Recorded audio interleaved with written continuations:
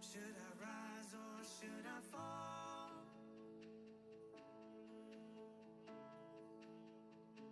Even so, Lord, your mercy isn't even flow. You're too good to let me go.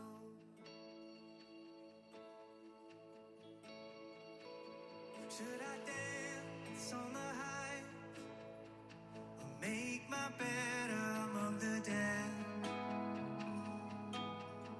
Your mercy waits at every end, like you planned it from the start. Should the dawn come with wings or find me far side of the sea, there your hand still fastens me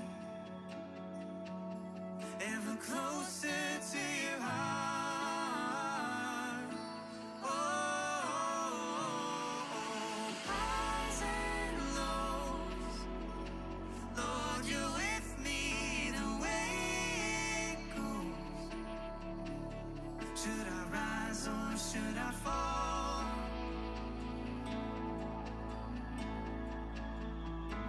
Even so, Lord, your mercy isn't even flow. Should I rise or should I fall? You are faithful through it all. You're too good to let me go.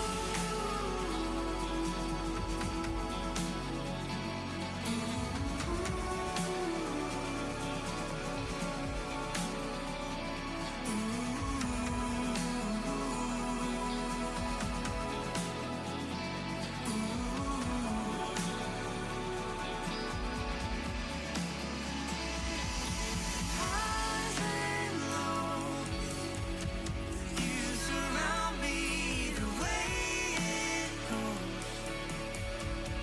Should I rise or should I fall? Lord, you're with me through it all. Oh, highs and lows, in the rhythms of your grace I know. Should I rise or should I fall? You are faithful through it all. You're too good to let me go.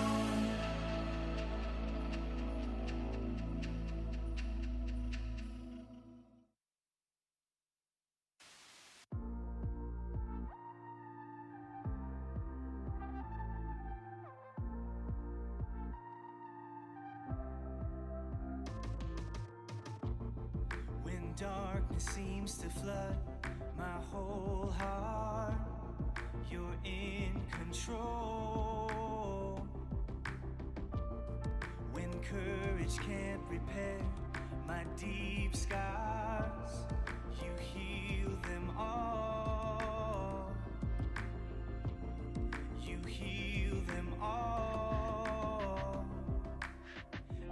never be separated. Forever I am chosen. It's the truth of your love. You can never forget about me. Forever I'm forgiven. It's the truth of your love. The truth of your love. It's the truth of your love. The truth of your love. It's the truth of your love. The truth of your love. The truth of your love. The truth of your love. It's the truth of your love. The truth of your love.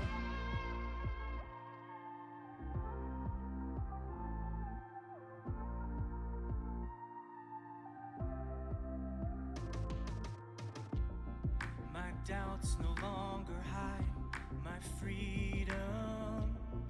You prove them wrong. I'm confident despite what I see. You are my all. You are my all. I can never be separated. Forever I am chosen. It's the truth of your love. You can never forget about me. Forever I'm forgiven. It's the truth of your love. The truth of your love. It's the truth of your love. The truth of your love. It's the truth of your love. The truth of your love. The truth of your love. The truth of your love. It's the truth of your love. The truth of your love. I am not broken, never forgotten. Through all these years, through all my fears, you found a way to me. I am not broken, never forgotten. Through all these years, through all my fears, you found a way to me. I am not broken, never forgotten. Through all these years, through all my fears, you found a way to me. It's the truth of your love. You found a way to me. It's the truth of your love. You found a way to me.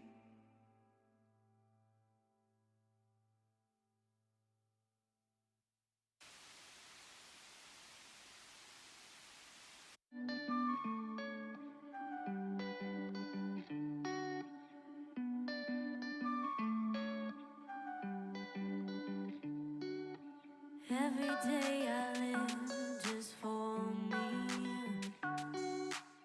Every time I left and walked away, you never kept track of my failures. You love me all the same. You love me all the same. How could I have been so wrong when you were with me all alone? In my doubts, you never change. Erase my sins, forget my shame. You call me by my name. You love me all the same. I am just one in a billion, but you see me, give me meaning. You call me by my name. You love me, you love me. You love me, you love me.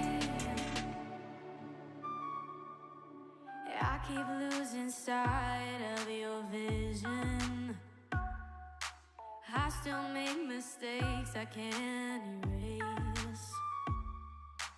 You will always call me beloved. You love me all the same. You love me all the same. How could I have been so wrong when you were with me all alone? In my doubts, you never change. Erase my sins, forget my shame. You call me by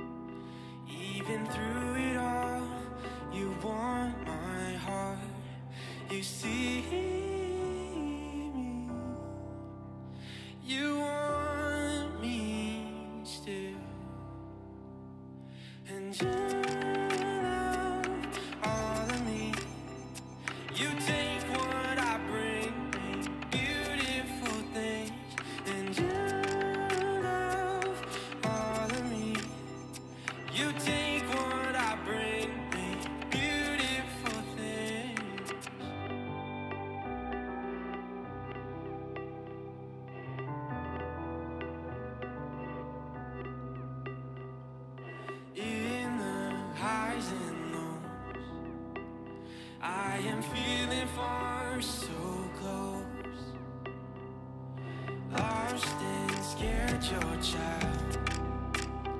Even when I run, your love is wild. You see me, you want me still, and you love all of me. You take what I bring me, beautiful things, and you love all of me. You take what I bring me, beautiful things, and I lift my voice and I will sing all that you are, my everything. Now I surrender all that I am to you, only you. I lift my voice and I will sing all that you are, my everything. Now I surrender all that I am to you, only you, to you, only you. And you love all of me. You take what I bring, make beautiful things, and you love all of me. You take what I bring, make beautiful things.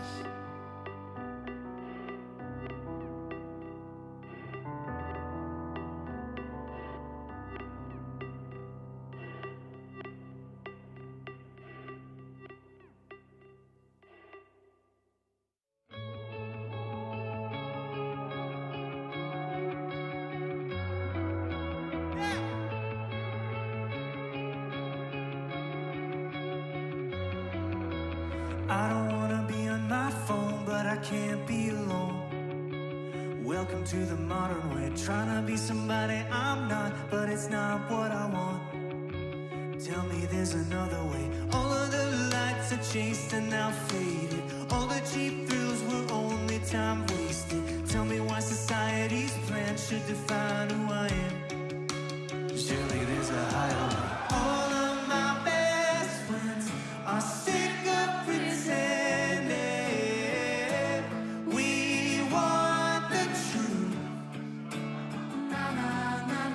So much is missing, so give us the real thing.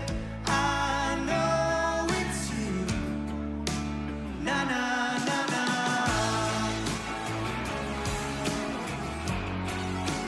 Na na na na.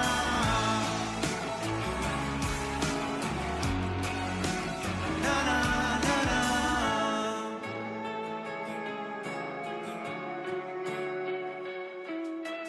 I don't want a stereotype to decide who I am. You never knew me anyway. I'm over trying to find the next high, 'cause the high never lasts.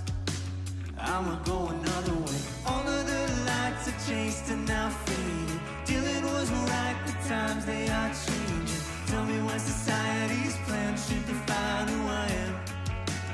Surely there's a higher way. All of my best friends are sick of pretending. We want the truth. So much is missing, so give us the real thing. I know it's you. Na na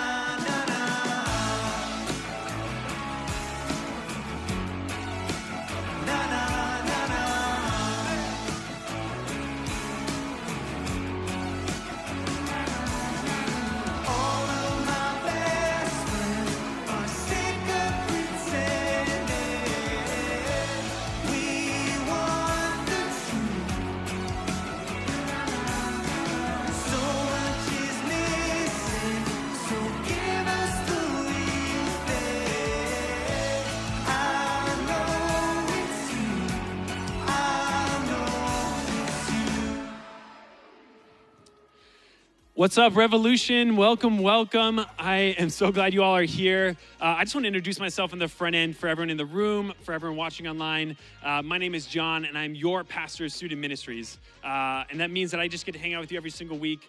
We get to sing some songs together. We get to play some games, a stage game. And we also get to hear a message that is made just for you guys as high schoolers. It talks about things in your lives. So welcome. I also want to say, if you are brand new here tonight, I especially want to say welcome to you. I'm so glad you're here. I don't know what all of you have brought here tonight. I mean, there's a lot going on right now with school, with the world, everything. And so I just want to say welcome to this place. I want to say that we get to focus on Jesus tonight. So whatever stuff you bring in, feel free to set that aside. Feel free to put all your baggage away as you walk in this place and just hang out and just be filled with life as we talk about Jesus. All right. I hope this is the best hour of your week. It is often my best hour of the week on Wednesday night here with you all. So, all right. With that, we are going to start with some fun. We're going to have some fun. We're going to play a lighthearted game. And here's what I need you to do. If you are watching online, go and find all of your plaid right now and put it on, because it's going to help you channel your inner lumberjack. If you're here and you got plaid, you're already a step ahead. If you're here and you've got a beard, if you've got 10 seconds to grow the best beard you can, really just concentrate it out, see what you can do, because it's going to help you channel your inner lumberjack, because our game is called Nailed It or Failed It Lumberjack Edition. So here's what you need to do. Everyone stand on up. Go ahead and stand on up for me. Everyone's in. Everyone's a winner. Are your knees going to make it? It sounds like... Standing up is hard for some people. All right, here we go. Here's the name of the game. We are going to watch a clip, and it is going to be about a lumberjack or someone cutting down a tree, which we're going to gift them the title of lumberjack, whether they deserve it or not. And you got to give me a thumbs up if you think they nailed it, if you think they did an awesome job. And if they did a terrible job, then you give them a thumbs down, all right? If you think they failed, thumbs down. If you think they passed, thumbs up. So here we go. Let's watch the first clip.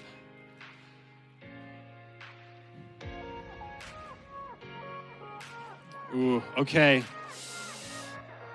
Anytime a tree falls, I get nervous. I don't know about anyone else. It just always scares me something's going to go horribly wrong. All right, what do you think? Nailed it? Thumbs up. Failed it? Thumbs down. Nailed it? Thumbs up. Failed it? Thumbs down. What do you guys got up here? Ooh, we got some controversy started already. I like it. All right. What is it? Is it nailed it or failed it? Oh, man. Gosh. Okay. Good. No, don't. If you're going to go on a Zoom call for school, don't do it in your roof. Who knows what's going to happen? Stay in the basement, okay, where it's safe. If you got it right, you can stay standing. If you got it wrong, go ahead and take a seat. Go ahead and take a seat. Sorry, you take a seat if you got it wrong. And then let's watch the next one. What do we got next? Okay. I feel like whenever they zoom in, it's always like look at this joker right here. Who does he think he is? Uh-oh. Oh, it looked good for a second, but I don't know. Okay, thumbs up if you think they nailed it. Thumbs down if you think they failed it.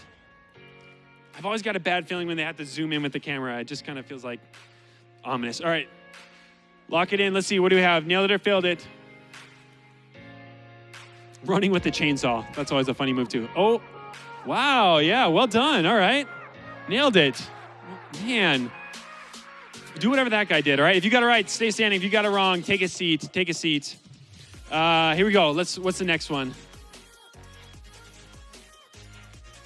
Okay, just sitting on a table.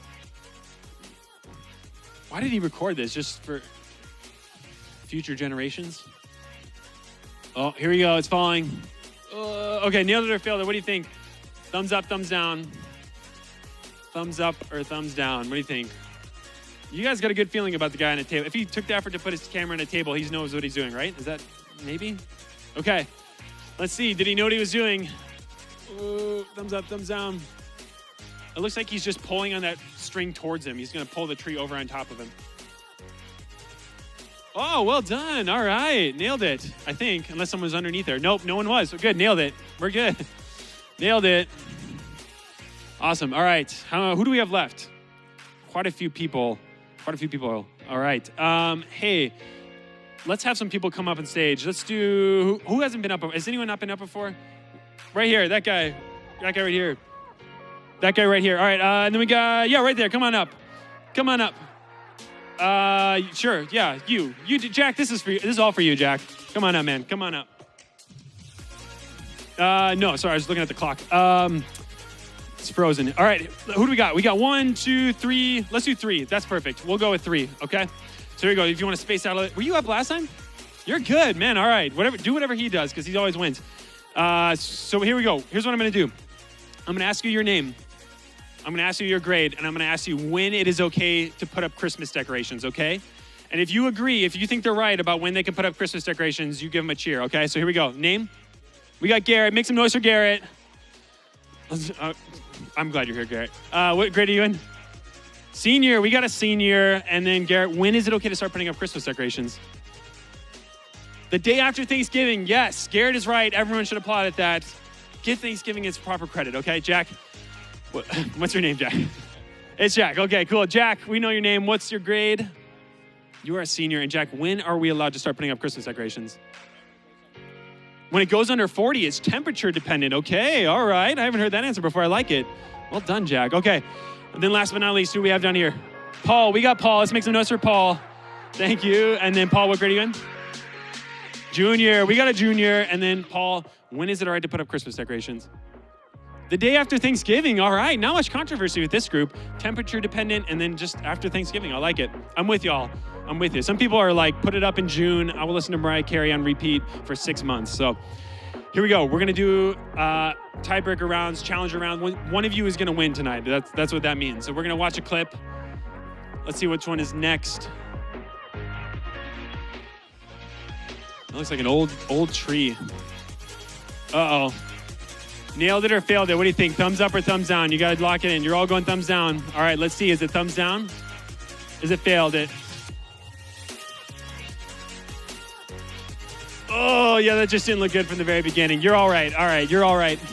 Bummer. Too bad. There goes the shed. All right, I think we got some more. Start over at the beginning. What's the next one? Do we have another clip? Yeah, we do for sure. Whoa.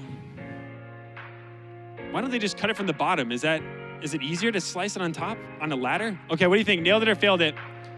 Thumbs up, thumbs down. Okay, good. This might be the winning round then. Let's see. Did he nail it or did he fail it? Oh no, I'm worried. Oh, he almost nailed it. I thought he was gonna do it until it came back and hit him. All right, Jack, sorry, you gotta take a seat, man. You gotta take a seat. Here we go, this is the final round. One of you's gotta win, all right? So you can't choose the same one. Whoever chooses theirs first, the other person has to do the opposite, okay? So here we go, let's see the clip. Ooh. They look like they know what they're doing. Maybe? Uh-oh. Oh, no. This doesn't look good. Nailed it or failed it? Oh, he get thumbs. I didn't see you. I think you got to go thumbs down then. Sorry, man. I think I saw his thumbs up first. What is it? Is it nailed it or failed it? Oh, man. Nailed it by that was an expert. I feel like you should not. I feel like if I saw someone doing that with trees by my house, I'd be very worried that they knew what they were doing. He nailed it, though. All right. Hey, Garrett, sorry, man. Sorry that we had Paul faster to the draw here. So here you go, man. You get a prize. We got a $10 Starbucks gift card for you. You can go out, get some coffee, and then cut down trees. I trust you. You're a resident lumberjack. Awesome job. All right, Revolution. Hey, I've just got one announcement for you all. You probably already know this, but yesterday was the election. And I just want to say that means probably a lot of different things to a lot of different people here in the room.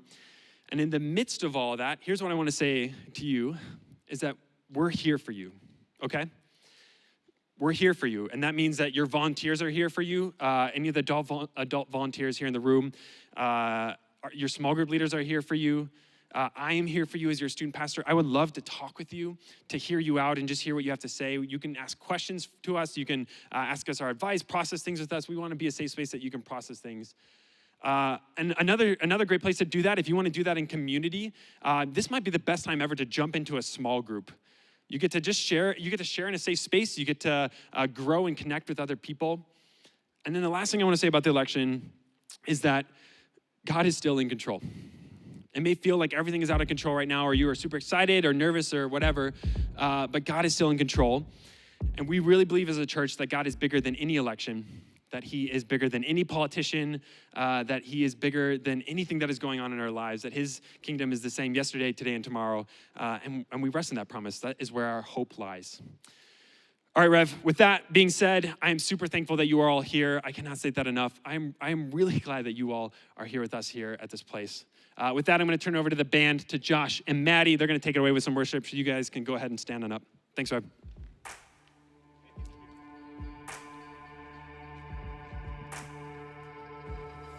Well, thank you, John, and hello, Revolution. It is good to be with you on another wonderful Wednesday night. Good to see you, whether you're here or you're on the internet. Hello, internet people. Good to see you too. We're just going to spend a few minutes worshiping Jesus together. We sing these songs just to thank him for who he is, what he does for us, and we need to do that a little more often in times like these, right? So let's do it together. Come on, everybody.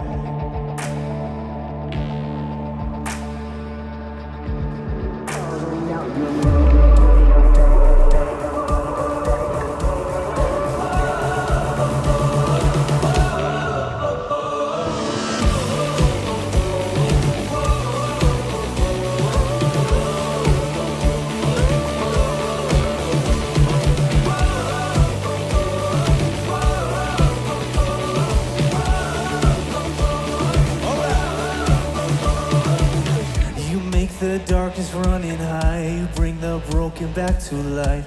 Only you can, only you can. You set me free from every chain, you fill my heart with songs of praise. Only you can, only you can. Jesus, you're the only reason that I'm even breathing. I am wide awake. My heart beats only for your glory.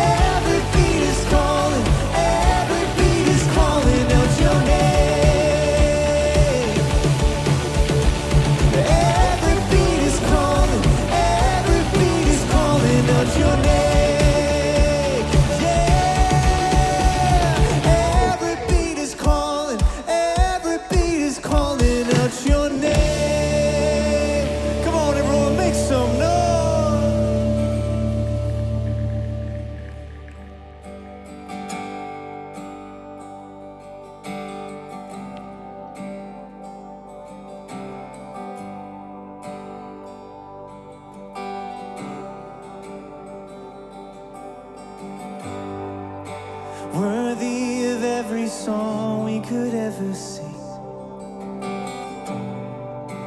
Worthy of all the praise we could ever bring.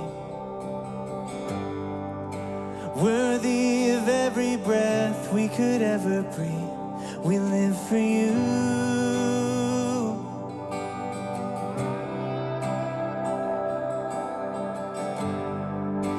Jesus, the name above every other name. Jesus, the only one who could ever save. Worthy of every breath we could ever breathe. We live for you. We live for you. Holy, there is no one like you. There is none beside you. Open up my eyes in wonder. Show me who you are and fill me with your heart and lead me in your love to those around me.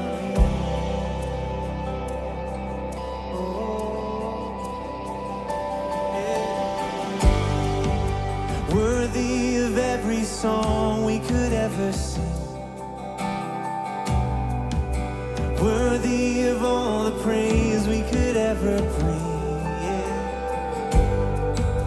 Worthy of every breath we could ever breathe. We live for you. Oh. Jesus, the name above every other name. Jesus, the only one who could ever save. Worthy of every breath we could ever breathe. We live for you. Oh, we live for you. We sing holy, holy. There is no one like you. There is none beside you. Open up my eyes in wonder.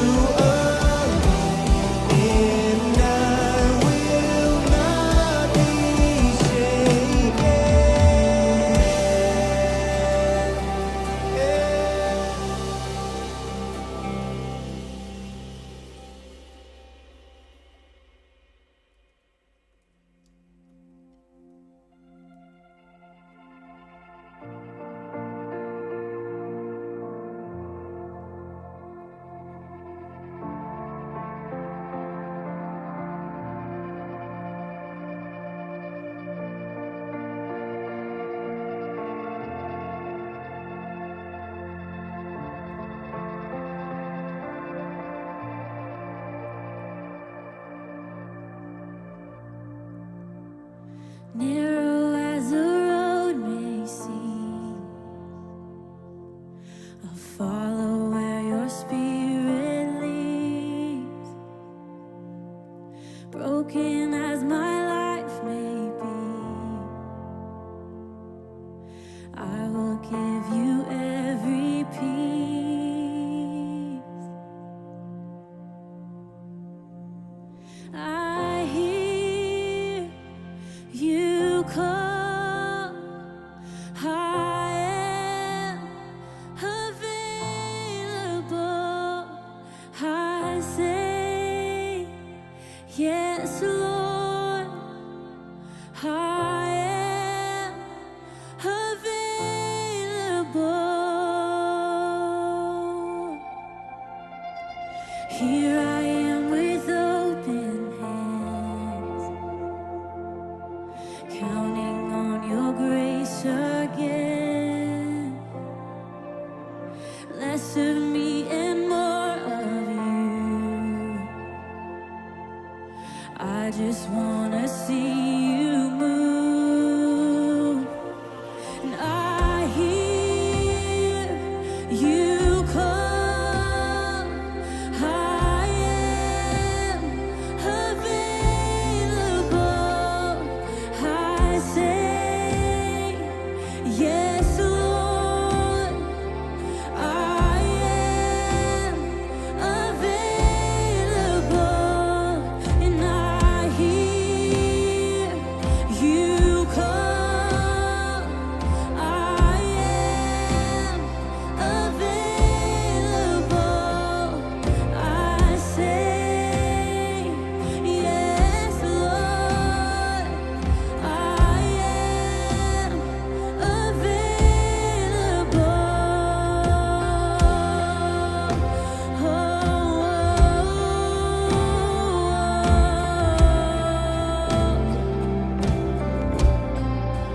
My heart is open wide, my hands are open wide.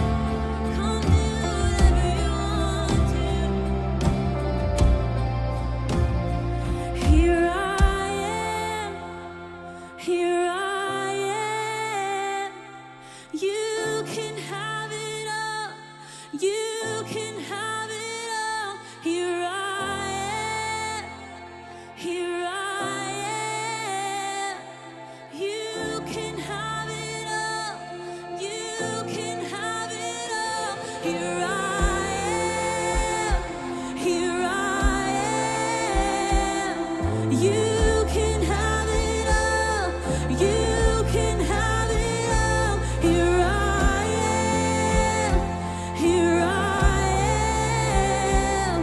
You can have it all, you can have it all. Here I am, here I am. You can have it all, you can have it all. Here I am, here I am. You can have it all, you can have it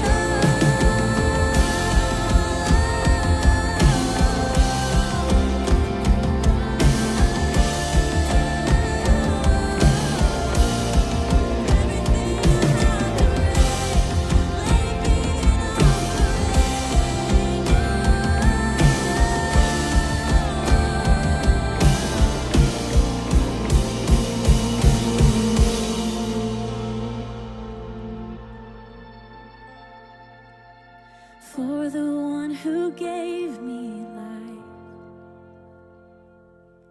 nothing is a sacrifice. Oh, use me how you want to, God. Have your throne within my heart.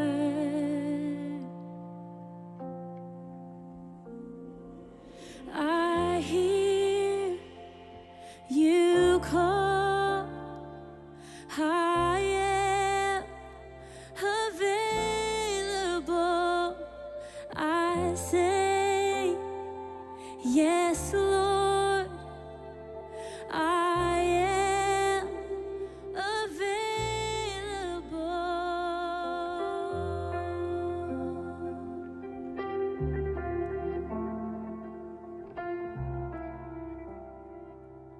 guys pray with me? Jesus, you are worthy of our attention. You're worthy of our praise. And Jesus, even in all the busyness, God, we turn our attention and our focus on you tonight. God, we're thankful that you are a trustworthy God, that even when things are uncertain, we can trust you. And Jesus, you are the hope that we cling to in this time. And we're so thankful for who you are and your love for us. So Jesus, would you just open our hearts and open our minds tonight so we can receive what you have for us. We love you and pray all this in your name. Amen. Thanks for singing, guys. Go ahead and take a seat.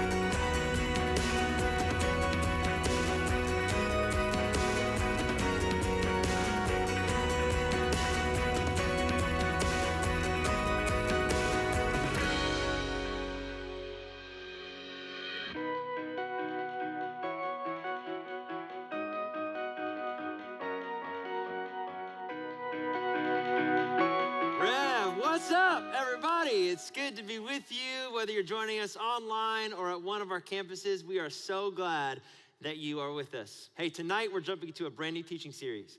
The series is called What's Good?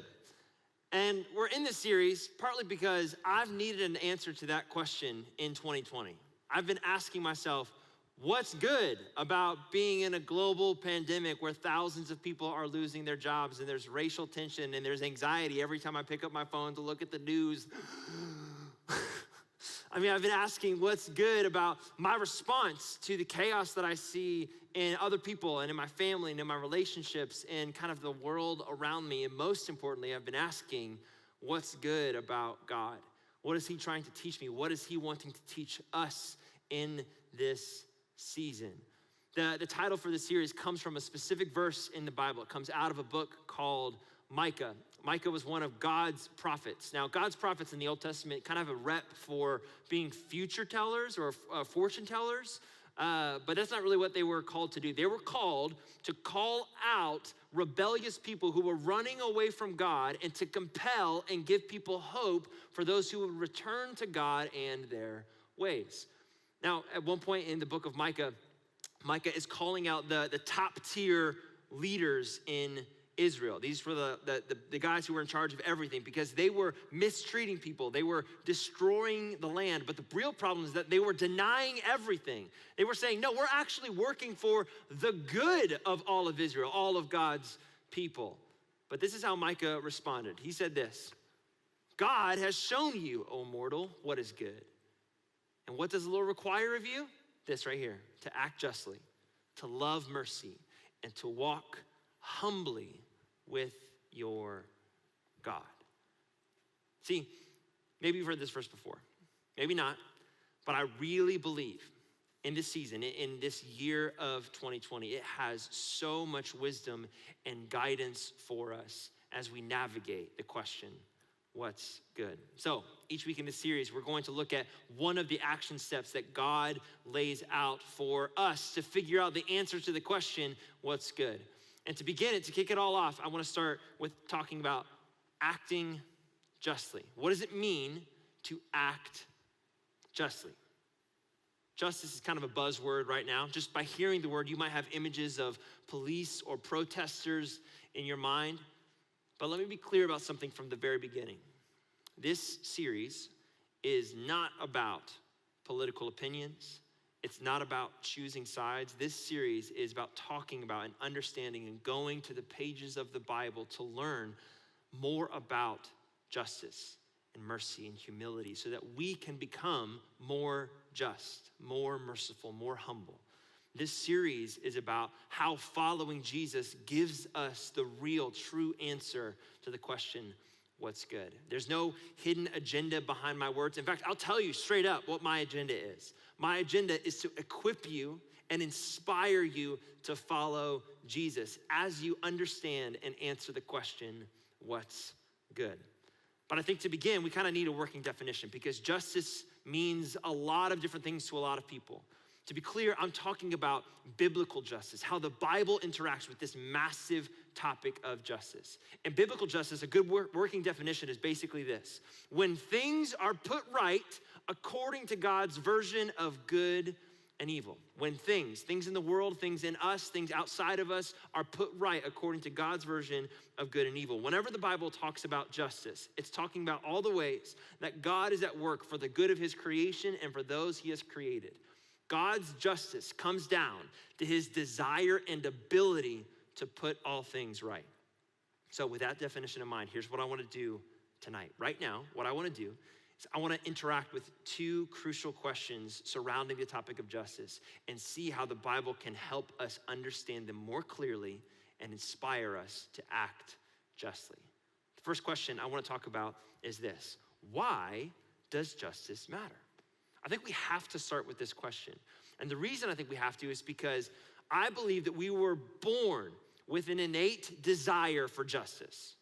Let's take, for example, the animal kingdom, okay? Stuff goes down in the animal kingdom that's just straight up crazy, okay?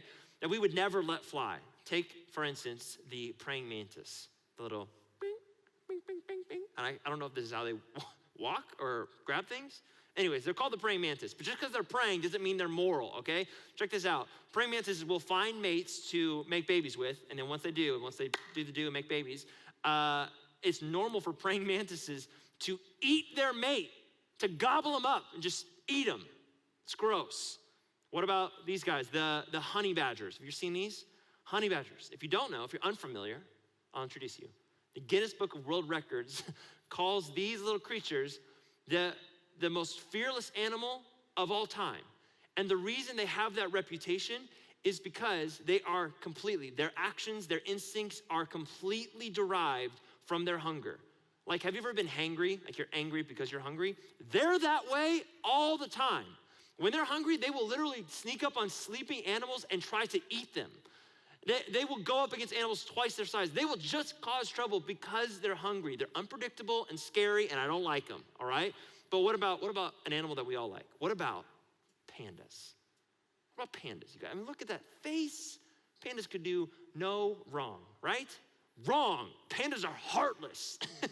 No, pandas will have babies and then instinctively abandon one of them to care for the other. Like, that's as cold as it gets. But here's my point. If we knew anybody who did any of those things, we would call it wrong. We would call it unjust. We would want those people punished or locked up. We've got no time for that kind of behavior, and we don't because we have been created with an inborn desire for justice. We want to see things put right. But why do we care so much about justice? And how does God's version of good and evil help us put things right? Well, I think the Bible has a really fascinating response to those kinds of questions. And it starts on page 1 of the Bible. In the book of Genesis, God has created the world and everything in it. But he did something unique when he created human beings. Let's check it out. In Genesis 1, God said this. God said, let's make humankind in our image, in our likeness, so that they may rule over the fish in the sea and the birds in the sky, over the livestock and all the wild animals, and over all the creatures that move along the ground. And it goes on. So God created humankind in his own image. In the image of God, he created them. Male and female, he created them. God created you and I in his image. The only creation in all of the world that shares this unique bond with God.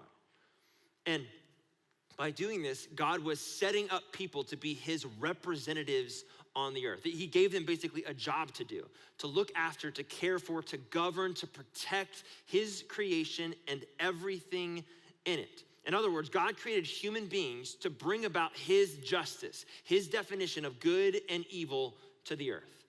And this is crucially important for why justice matters, for understanding why justice matters. Because at a core level, by God's design, every human has been created equally.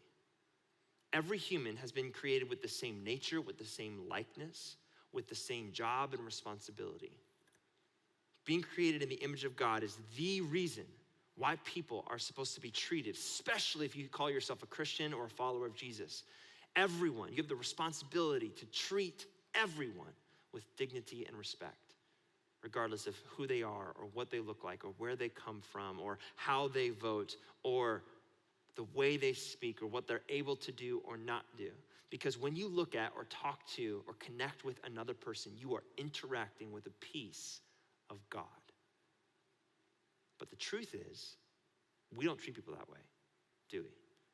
Like, we don't treat people with fairness or justice all the time. You know this if you've ever been bullied or if you've ever been the bully. You know this by scrolling through comments on any given post on Instagram or YouTube or any social media platform.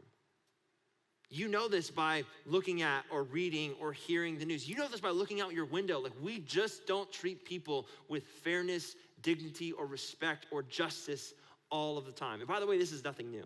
I mean, just after God created humans in his likeness, he gave them a part of himself, people started to misuse and mistreat other people. They were creating whole structures and societies that purposely put other people down and elevated others. God, creating humans in his own image, did something about it. He couldn't stand by and allow that injustice to exist. And so he called out a man named Abraham. He promised Abraham that he would have a family, and this family would have another chance to be his representatives on the earth. The nation of Israel would have a chance to show the world what God's justice really looks like. God said so himself. He says, "For I have chosen Abraham so that he will direct his children and his household after him to keep the way of the Lord by doing what? By doing what is right and just, so that the Lord will bring about for Abraham what he has promised him."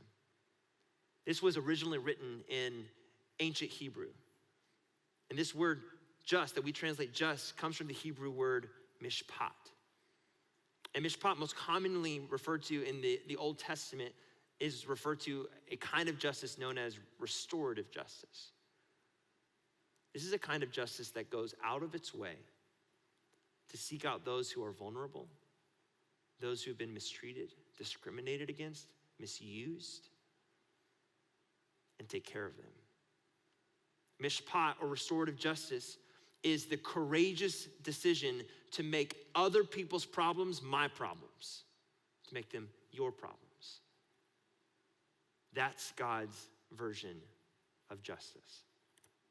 Justice matters because it's God's radical approach to ensure that all people who have been created in his image are treated with the equal love, dignity, and respect that they deserve. In short, justice should matter to us because it should matter, because it does matter to God. Second question I want to talk about tonight is this one right here. How do we act justly? Like, if justice matters, then it can't just be a bunch of good ideas in our mind. We've got to get our hands dirty and do something about it. But normally, I think most people want to go out and change the world, right? Like, they want to get out of their circles and they want to attack injustices and they want to do something about the world in front of them. But often, I think we do that without addressing the injustices we allow to exist in ourselves first. Because I think for many of us, we have a tendency to see ourselves as the victim.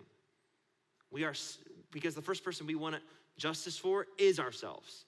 We want things in our life to be put right. And that's not necessarily wrong, because you shouldn't be mistreated. You shouldn't be taken advantage of, because just like everyone else, you have been created in the image of God. However, at the same time, we have to acknowledge that we don't treat other people that way. That we have injustices that live within ourselves that, if they go unchecked, can infect our brains and our bodies with prejudice or pride and keep us from doing the right thing right away. I had a friend in middle school who got a splinter on his right hand. He was running on his back porch and he fell and he tried to catch himself, but his hand slid across the wood in his porch and he got this bad splinter in his hand. And what would have been the right thing to do is right away take that thing out of there. Like, it would have been painful, it would have hurt for sure, but get it out of there as quickly as possible, right? Instead, my friend was like, how about I don't do anything and just leave it in there and hope it takes care of itself? Well, a couple of weeks go by and his hand has turned purple and like yellow and green, and he has to go to the emergency room, and they have to do an emergency surgery because it had lodged itself so deep into his flesh that it was infecting his whole hand. Now, eventually they got it out and he was fine and it healed okay, but he caused himself a lot of unnecessary pain because he waited and avoided doing the right thing right away. And look, addressing the injustice that we allow to exist in our own lives is a painful process because it's acknowledging that we aren't perfect. It's acknowledging that we don't treat other people with the respect they deserve. It's acknowledging that we don't see other people as created in the image of God. Jesus himself addressed this. He told a story about this in Luke chapter 6. Jesus said, why do you look at the speck of sawdust in your brother's eye and pay no attention to the plank in your own eye? How can you say to your brother, brother, let me get that speck out of your eye, when you yourself fail to see the plank in your eye? You hypocrite. First, take the plank out of your eye, then you will see clearly to remove the speck from your brother's. In order to start seeing justice done in the world around us, we have to start addressing the injustice that lives within us. So, Rev, let me ask you tonight, what injustices are you allowing to exist in your life?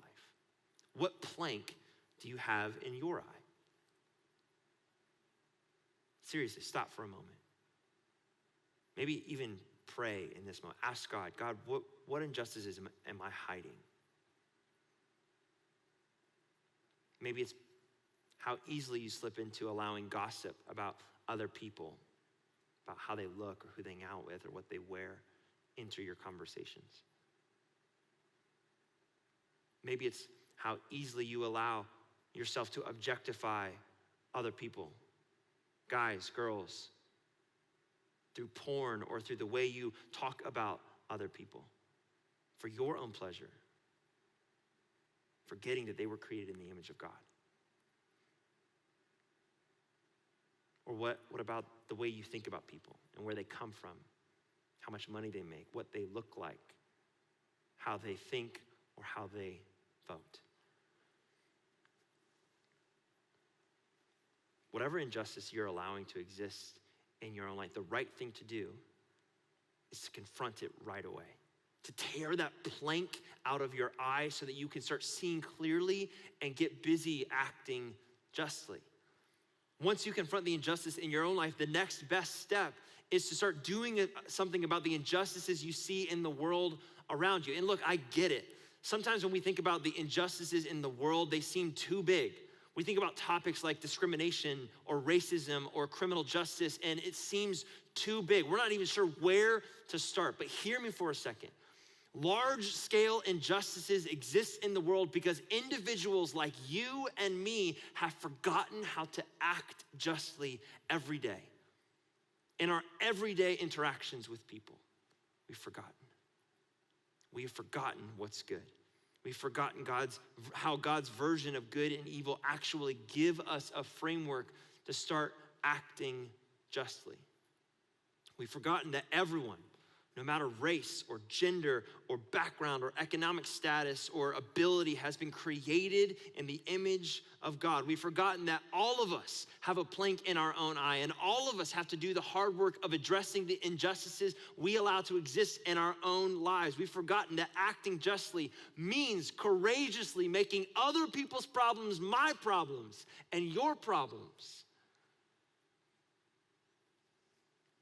But one thing we haven't forgotten, one thing I don't think we can forget, is that all of us in our bones desire justice. All of us want to see schools and communities and societies and neighborhoods and friends and families and individuals put right. We long for justice, for God's version of justice. And the good news and the hard news is that it starts with you. It starts with me. It starts with how you treat people at your school, or how you treat people on social media, how you treat people in your family or that you live by, or people here at this church, how you treat them with love, dignity that anyone created in the image of God deserves. To act justly is to courageously go out of your way to make other people's problems your problems, to become an agent of justice, an agent of God's goodness in the world by doing what Jesus said in Matthew 22. Jesus uncomplicated it. He made it straightforward. He gave us the keys to understanding how to actually practically act justly by saying simply this: love the Lord your God with all your heart, with all your soul, with all your mind, everything you've got. Put your love and trust in him. That's the first and greatest commandment. And the second is like it: love your neighbor as yourself. All the law and the prophets, which is another way of saying all of the Bible, hangs on these two commandments. Friends, everything you need to start acting justly hangs on these two commandments: to love the Lord your God, the God who created you, the God who gave you a nature, a piece of himself, and a job to do, a purpose and a calling, to take care of the earth and everything and everyone in it. And then to love your neighbor. And by the way, your neighbor is anybody. Your neighbor is everybody. Love the people that you live with and that you live by. Love people that you disagree with. Love people with privilege and those who need more of it.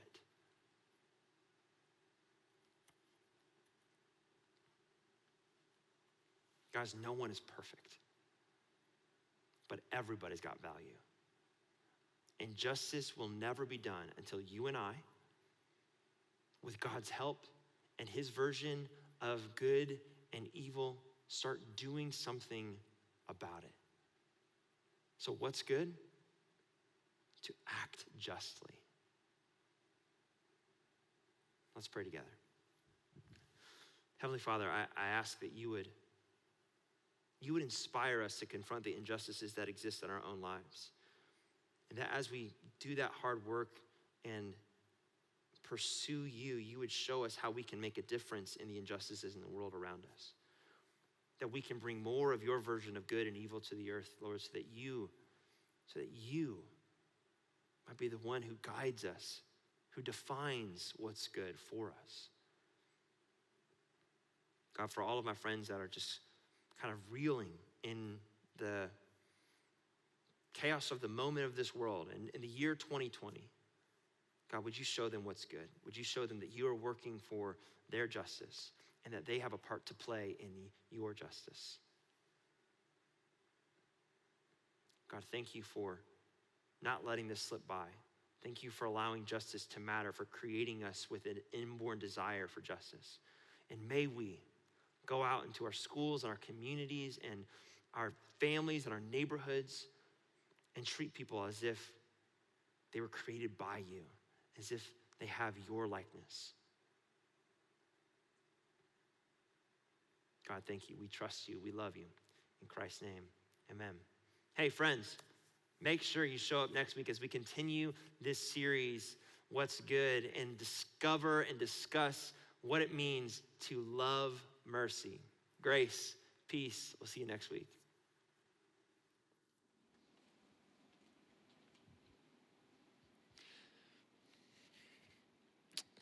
Hey, Rev, you can go in just 1 second. I just want to challenge you. Brandon talked about justice tonight, and I want to just challenge you to carry that with you this week and look for opportunities to be God's agents of justice in the world. With what Brandon just said,